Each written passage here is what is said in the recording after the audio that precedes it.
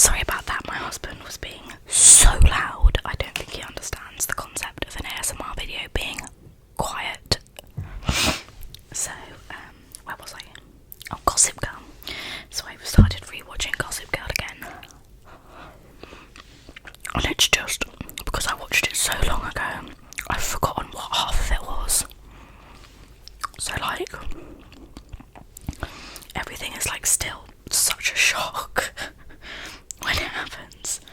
There are so many twists and turns, and I don't understand the hate on Blake Lively at the moment. If someone could acknowledge me, or like, what's the word I'm looking for? Teach me why everyone is hating her at the moment. But Gossip Girl is just a masterpiece. When I first watched it, I wanted to be them so badly. But it was like, do I want to be Serena or do I want to be Blair? I never really knew which one I wanted to be. It's like Team Serena or Team Blair, or it's like Team Blair and Nate or Team Serena and Nate.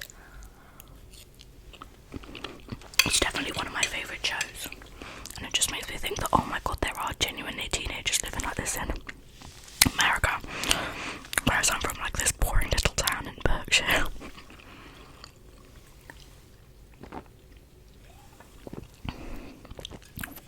The next one, which I started watching with my mum, is I Shouldn't Be Alive, and it's a really, really, really old TV show.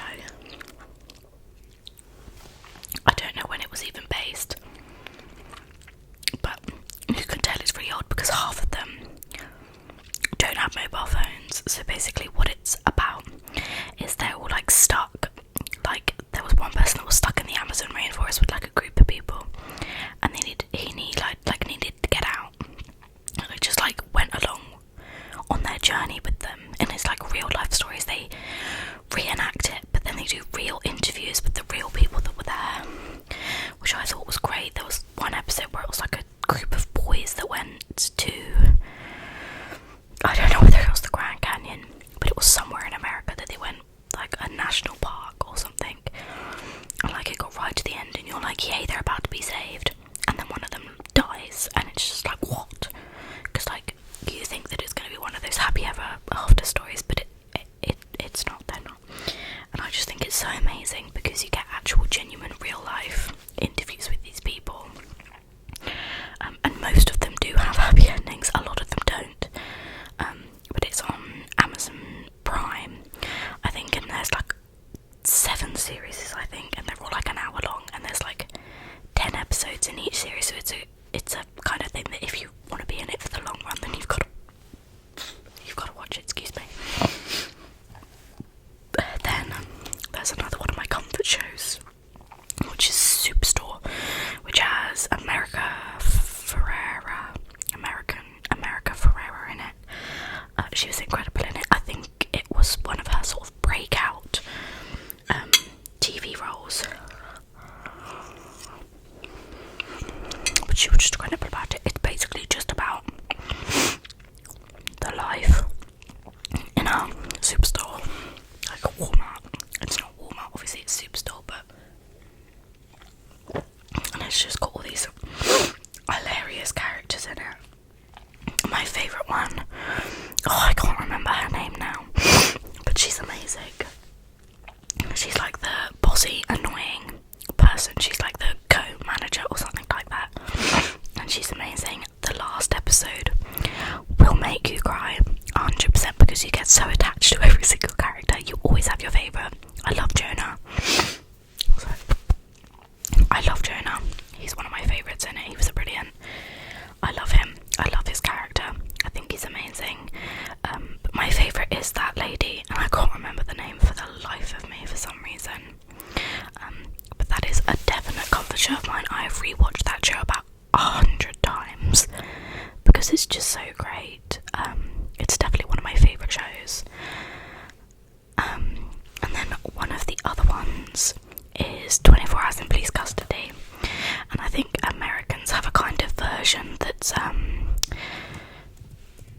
48 hours or something like that. I have kind of seen the American version, and it is good, but obviously I don't really connect with those crimes, whereas a lot of the things on there do actually come from around here, or around kind of the places that I'm at, whether it's in London or Yorkshire or something like that. And it's basically a genuine documentary of 24 hours in police custody, so it does all of these different crimes, and you get to watch, not in real time, but like you get to watch the complete timeline of how it works and what they do and how they like get into phones. Obviously they don't show you how they get into the phones because that would be a bit stupid, but they do show you so many cool different things, and I love that show. But they never really release new ones.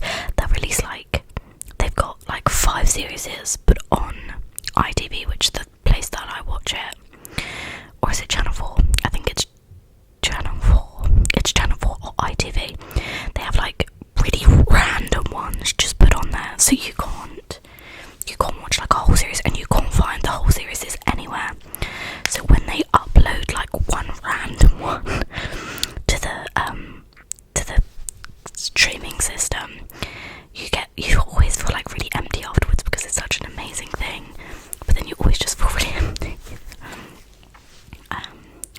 That is one of the good ones, and then probably one of the final ones that I've been loving at the moment that I've only just started watching is The Crown, which is about the royal family in the UK, and it tells the story of what they think that life is like in being in the royal family and how it all plays out, and like Camilla and Diana, Saka and things like that. I haven't got that far as to, when Diana passes away, but I'm like 2 series into it, I think. And I mean, obviously I don't know what's inside the royal family, but I think a royal representative have said it is basically all true, which is kind of terrifying that would happen. And I did just watch The Maid, which I loved, or Maid or something like that. I think it's The Maid, and I loved that. I thought that was just amazing. Really funny, sometimes funny. It is definitely one that you can kind of just sit down and watch. If you ever have a couple of hours, you can just sit down and watch it. That one's brilliant. Big Mouth, an honourable mention to Big Mouth. I have been loving Big Mouth at the moment. One of my ex-boyfriends actually introduced me to that, and that is an incredible one. And what else? Top Boy. I only started watching Top Boy like last year, and that is really one that you have to sit down and look, because there are a lot of the kind of things where there's like a secret look that you're supposed to go, I know what he means in that, or oh, he did it, and things like that. So that is one that you definitely have to sit down and really watch, because there are some things that you miss first time round. Same with Game of Thrones, actually. You've got to like watch it the second time round to be like, oh, that's how I should have known that he did it, or that's how I know that she did that thing. So that is definitely the one with Top Boy. And then, sorry, I've got a large pad. Another honourable mention to Peaky Blinders. My favourite TV show in the whole wide world. I love Peaky Blinders. Actually, we were going to call our child, so we were going to call him Arthur. He was going to be Arthur for like 6-7 months inside my tummy. And then I was like, oh, I really like Finn. Who's the youngest Shelby brother, and Arthur's the oldest Shelby brother. I love the name Tommy, Finn, Arthur, John, and Michael. I love all of those names, and I genuinely was going to call our son one of those names, but we ended up going with Edward because it's my great granddad's name, or I think it's my great granddad's second name. We're definitely a huge honourable mention to Peaky Blinders. I know they're coming out with a film, and I've heard a lot about it, obviously because my family's in the film industry. It's definitely started getting together, and that's really, I can't wait for it. I'm praying that someone in my family is working on it so they can bring me on set or something like that, because I love Cillian Murphy so much. Everything that he's ever been in, I've loved. I've watched 5-6 times. I think he's an amazing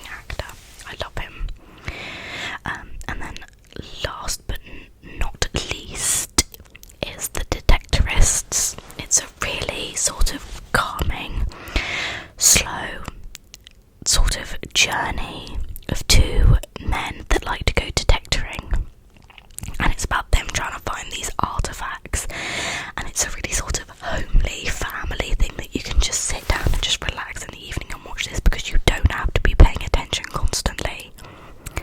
You just have to kind of sit and watch it as you please, and I absolutely loved it. My mum introduced me to it, and you will just fall in love with the characters. I'm not going to tell you if he finds any gold, but you have to watch to find out, but I love it. The guy, the main character in it, I can't remember his name, let me see if I can find out. Mackenzie Cook, he's in a lot of stuff in ITV, which is just another sort of mainstream device here. And Toby Jones, he's in, oh my god, I can't remember. Let me just look. He's in things like Wonder and The Snowman, and he's also in The Hunger Games and The Last Thing He Wanted. So he's in quite a lot of stuff. And then Mackenzie Cook is also in Secret, Watership Down. He was in that recent documentary in the UK about the post office scandal, which was amazing. I really like The Detectorist. It's definitely the sort of thing that if you just want to sit down and watch it, it's just incredible.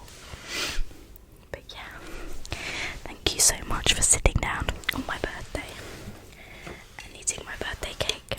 I've still got a bit left, but it was getting a little bit sickly, so I didn't really want to eat anymore. But thank you so much for joining me here on my birthday. I hope you enjoyed the video. And I will see you